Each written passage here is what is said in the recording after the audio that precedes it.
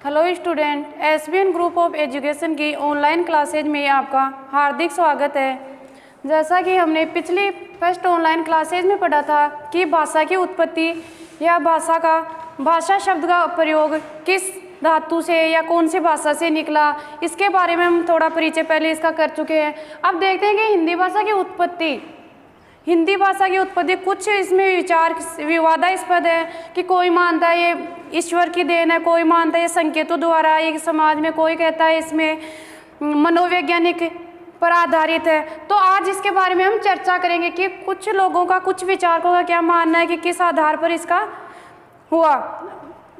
तो इसमें पहला हमने देखा है कि हिंदी भाषा कोई वैज्ञानिक तो है नहीं। कोई इसे देवे मानते हैं, कोई इसे संकेतों द्वारा, कोई मनोविज्ञान के द्वारा, कोई परग्रहवासी, कि हम किसी एक दूसरे के संपर्क में आएंगे, संपर्क की भाषा।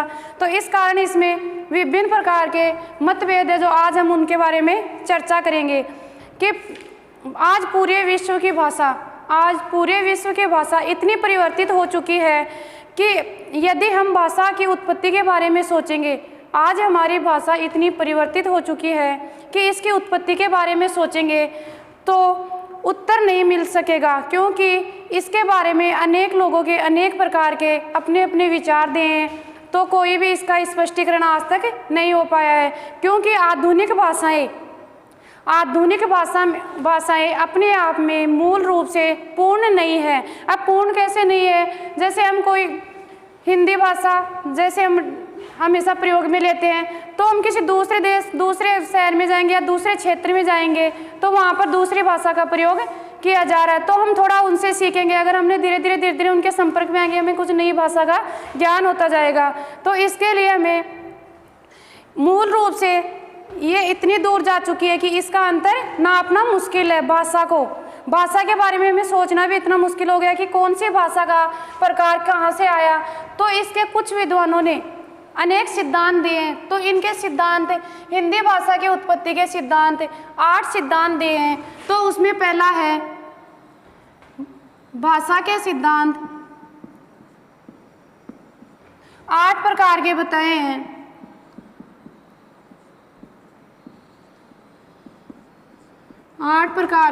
हैं। पहला है देवे सिद्धांत।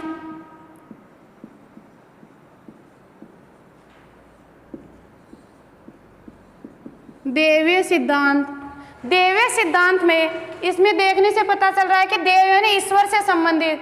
भाई संस्कृत में भी सभी ने इसको, जैसे संस्कृत के पाणिनि थे जो विद्वान, उन्होंने भी अपनी अष्टाध्यायी पुस्तक में इसे ईश्वर के द्वारा ही प्रदत्त भाषा का मूल रूप बताया है। तो जैसे देवे सिद्धांत। दूसरा है संकेत सिद्धांत।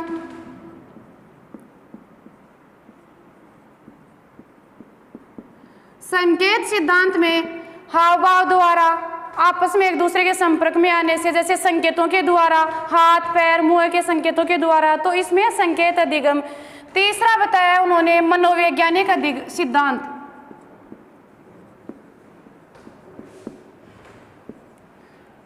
मनोवैज्ञानिक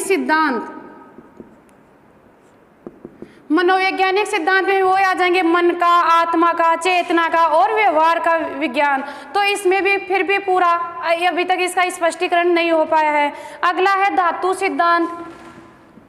चौथा है धातु सिद्धांत। पांचवा है आवेग सिद्धांत।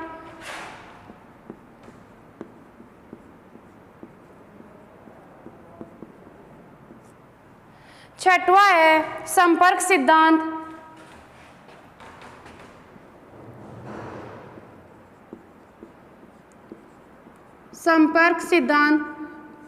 संपर्क सिद्धांत का अर्थ हुआ कि एक व्यक्ति दूसरे व्यक्ति के संपर्क में आएगा तो उसे कुछ नई भाषा का अनुभव होगा, उसे कुछ नया सीखने को मिलेगा।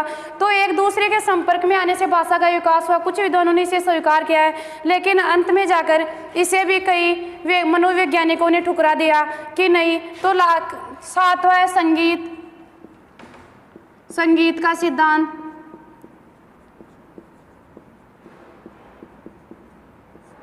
और आठवां है परग्रहवासी सिद्धांत।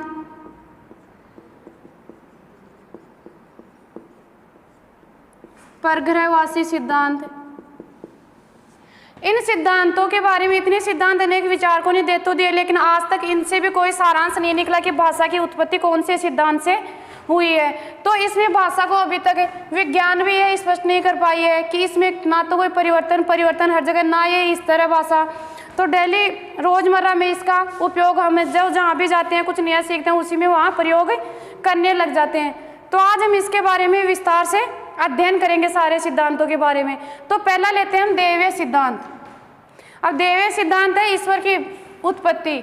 हमारी भाषा की उत्पत्ति उन्होंने ईश्वर से मानी है कि ईश्वर का दिया हुआ ये सब कुछ है, प्रकृति, जड़, मानव, मनुष्य, जीव जंतु, सारा ईश्वर। कुछ लोग आज भी ईश्वर में इतनी आस्था रखते हैं कि सब कुछ ईश्वर का दिया हुआ मानते हैं। हमारे समाज में कुछ ऐसे अंधविश्वास कुरीतियाँ हैं, तो वो भी सब कि पुराने अंधविश्वासों में अभी भी विश्वास करते हैं। और कुछ लोग हैं जो दैवीय सिद्धांत को न मानकर इसको आगे मनोविज्ञान के सिद्धांत पर आधारित बताया। तो दैवीय सिद्धांत है प्राचीन सिद्धांत है। इस सिद्धांत के समर्थकों का विचार है कि भाषा मानव सृष्टि के साथ साथ, इस सिद्धांत के विचारकों का मत है कि भाषा मानव सृष्टि के साथ साथ ईश्वरीय शक्ति से उत्पन्न हुई है। भाषा मानव सृष्टि के साथ साथ ईश्वरीय शक्ति से उत्पन्न हुई है। भाषा मानव सृष्टि के साथ साथ ईश्वरीय शक्ति से उत्पन्न हुई है। ईश्वरीय शक्ति से उत्पन्न हुई है क्योंकि इसमें ईश्वर में आस्था रखने वाले धर्मों के अनुयायी, ईश्वर में आस्था रखने वाले, ईश्वर के आस्था रखने वाले अनेक धर्मों के अनुयायी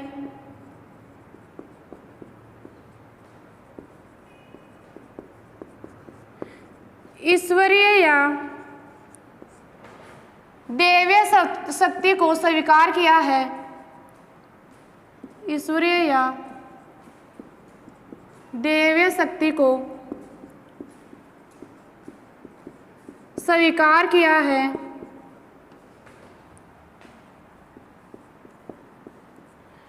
तथा इसमें उन्होंने वैदिक धर्मावलंबी होने से वेद को अनादि और ईश्वर निर्मित भी माना है। वेद को वैदिक धर्मावलंबी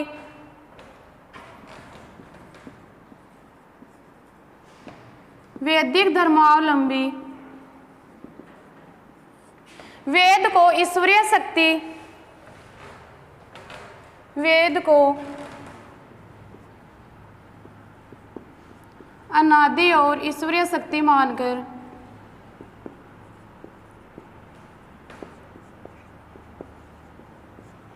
अनादि और ईश्वर शक्ति मानकर इसे नित्य रूप में स्वीकार किया है। इसे नित्य रूप में स्वीकार किया है। तो इसमें क्या हो गया, भाषा मानव सृष्टि के साथ साथ, भाषा मानव सृष्टि के साथ साथ ईश्वरीय शक्ति से उत्पन्न हुई है। तो ईश्वर में आस्था रखने वाले अनेक धर्मों के अनुयायी ईश्वरीय दैवीय शक्ति को स्वीकार किया है तथा वैदिक धर्मावलंबी जो वेदों के ज्ञाता है, जो वेदों में जो धर्मों का वर्णन किया गया है, अनेक वेद है। वेद हमारे 4 प्रकार के हैं, ऋग्वेद, सामवेद, यजुर्वेद, ये हैं। तो इनमें वैदिक धर्मावलंबी वेद को अनादि और ईश्वरीय शक्ति मानकर इसे नित्य रूप में स्वीकार किया है। तो इसका कारण ये हुआ कि इसमें एक श्लोक भी दिया है कि देवी वाचनम जन्यत देवा, देवी वाचनम जन्यत देवा ता विश्व रूपा पशुओ वदंती। एक श्लोक के द्वारा भाषा को समझाया गया है। देवी वाचनम, देवी वाचनम जन्यतम, देवी वाचनम जन्यतम देवा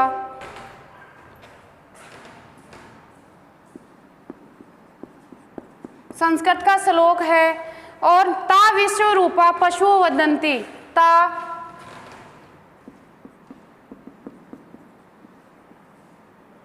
विश्व रूपा पशुओं वदंती।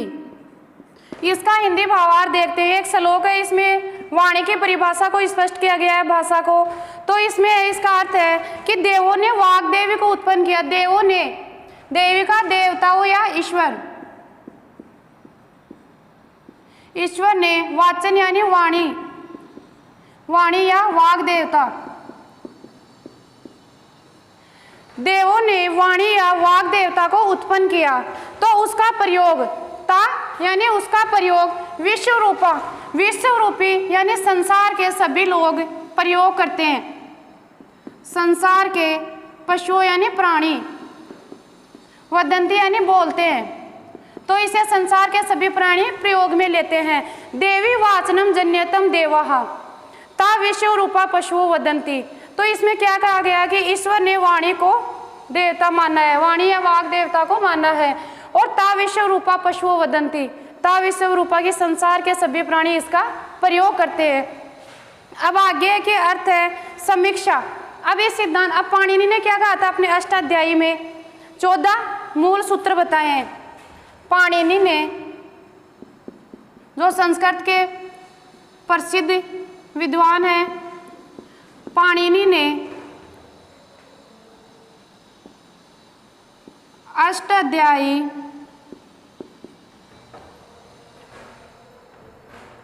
पाणिनि ने व्याकरण में अष्टाध्यायी के मूल व्याकरण के अष्टाध्यायी में 14 मूल सूत्र बताए हैं।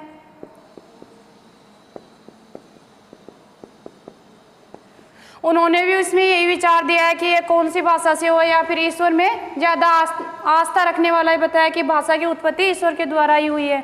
अब इसके कुछ विद्वान है तो कुछ आलोचक भी हैं कि अगर ये वाणी ईश्वर से पैदा हुई है तो ईश्वर से हुई है, तो ईश्वर के द्वारा है प्रदत्त, तो इसमें मानव जन्म से ही वो सीख के आता, फिर समाज से या किसी के संपर्क में आने से या किसी के संकेत द्वारा या किसी के हाव भाव किससे कैसे सीख रहा है। तो इसके कुछ आलोचना की है। आलोचनाओं में है कि यदि भाषा ईश्वर प्रदत्त होती, अब इसकी समीक्षा में देखते हैं।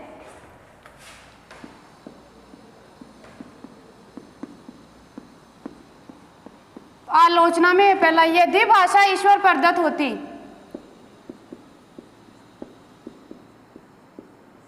यदि भाषा ईश्वर प्रदत्त होती तो विश्व की सभी भाषाओं में, यदि भाषा ईश्वर प्रदत्त होती तो विश्व की सभी भाषाओं में समानता होती।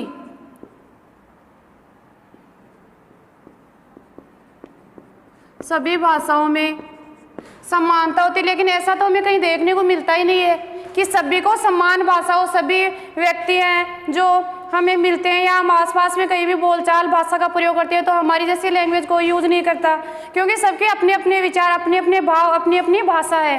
तो इसका अर्थ ये हुआ कि आलोचना में कुछ विद्वान तो इसको ईश्वर प्रदत्त होता है। ईश्वर प्रदत्त है तो ईश्वर, दिमाग तो सभी का एक ही होगा ना, तो उसमें विचार भी सभी के एक ही आएंगे कि वो तो ईश्वर की देन है, ईश्वर तो जो करता है सब कुछ सही करता है। उनके आस्थावान लोगों का कहना ये है।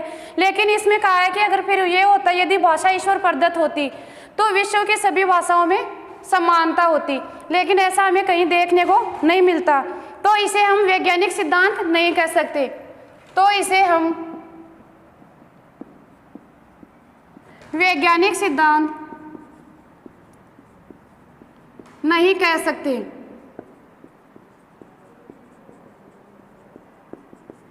तो इसे हम वैज्ञानिक, से आलोचक ने कहा है। दूसरा है कि सृष्टि के सभी प्राणी, सृष्टि के सभी प्राणी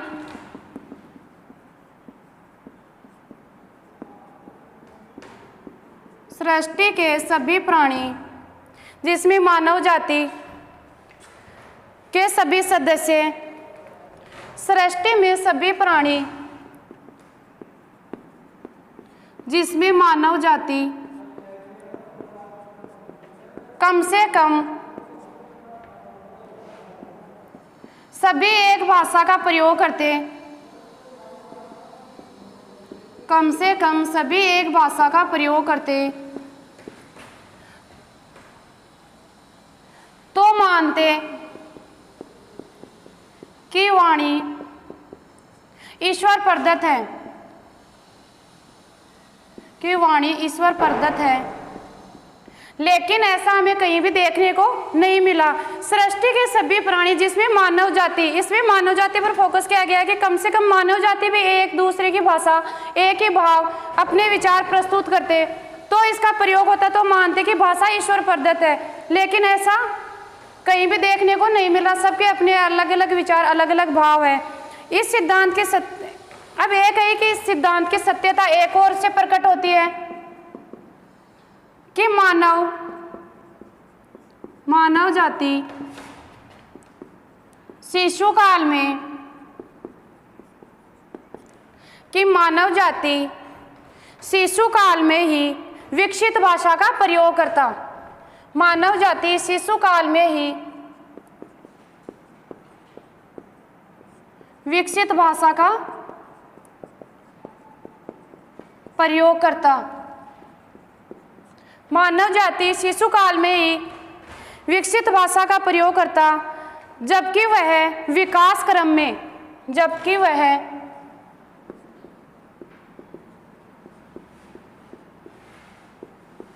वह विकास क्रम में धीरे धीरे सीखता है। अब इसका यह हुआ कि मानव जाति शिशु काल में ही विकसित भाषा का, अगर ईश्वर प्रदत्त होती तो जब बच्चा जन्म लेता है छोटा, तो वो जन्म लेते ही सबसे वैसे बोलने लग जाए कि उसको तो सारा ज्ञान है। अगर ईश्वर प्रदत्त होती तो बोलता वो ऐसा कि उसकी भावनाएं विकसित होती। लेकिन वह तो जब समाज में एक मनुष्य जन्म लेता है तो वह तो एक नॉर्मल सबके संपर्क में आने से धीरे धीरे भाषा का प्रयोग करने लगता है। तो इसमें कहा है कि जबकि वह विकास क्रम में धीरे धीरे सीखता है, ना कि वो जन्म से ही सीख के आता है। तो इसका कारण ये भी वैज्ञानिक पुष्टि नहीं करता इसकी कि भाषा का सिद्धांत इस पे आधारित है। अब अगला देखेंगे हम संकेत सिद्धांत। दूसरा है संकेत सिद्धांत।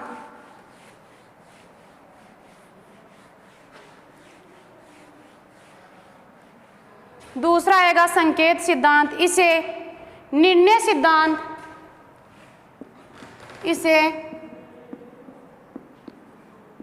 सिद्धांत, प्रतीकवाद या स्वीकारवाद नाम भी दिया है।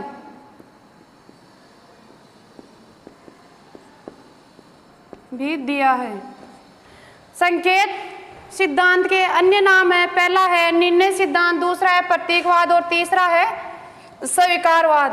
अब इसे देखते हैं, इसके बारे में चर्चा करते हैं कि मनुष्य प्रारंभ में हाथ, पैर, मुंह, सिर आदि की विशेष प्रक्रिया को हिलाकर, मनुष्य प्रारंभ में हाथ, सिर, पैर, मुंह हिलाकर, जब विशेष प्रक्रिया से हिलाकर भाव व्यक्त करता रहा होगा तो इसे हम संकेत सिद्धांत का नाम दे सकते हैं। लेकिन परवर्ती काल में इससे काम नहीं चला होगा। जब संकेतों में उसने हाथ, पैर, सिर, मुंह के द्वारा भावाव्यक्ति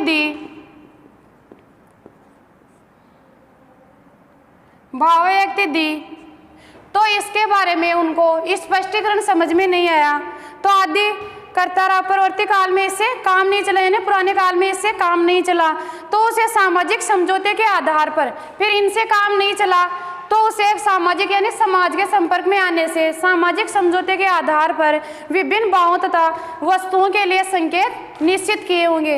विभिन्न भावों तथा संकेतों के लिए निश्चित संकेत किए होंगे। इस प्रकार पारस्परिक विचार विनिमय एक दूसरे के संपर्क में आने से, विचारों से, हाव भाव से तथा ध्वनि संकेतों के द्वारा ये निश्चित भाषा की उत्पत्ति बताई गई है। तो इसके बारे में हम इसकी आलोचना पढ़ेंगे। कुछ विद्वान इसे भी कुछ स्पष्टीकरण नहीं दिया, तो इसकी आलोचना है संकेत सिद्धांत की। इसके अंतर्गत यदि इससे पूर्व भाषाएं न थी, इसमें कहा गया है कि संकेत में अगर भाषाएं नहीं थी तो वहाँ पर लोग इकट्ठे कैसे हुए, कि यहाँ पर भाषा का कोई प्रयोग ही नहीं हुआ था, तो वहाँ पर लोग कैसे इकट्ठे हुए।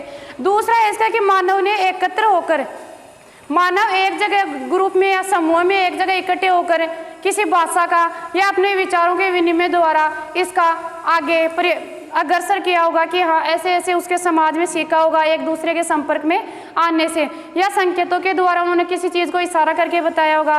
अगला है कि जिन वस्तुओं के लिए चिन्हों का निर्धारण किया गया, जिन वस्तुओं के लिए, जैसे हमको टेबल है, कुर्सी है, कुछ भी है, जैसे सीढ़ियाँ, तो हम इसकी ओर इशारा करते हैं कि ये चीज़ ये रही, तो इसके द्वारा संकेत द्वारा समझाया गया।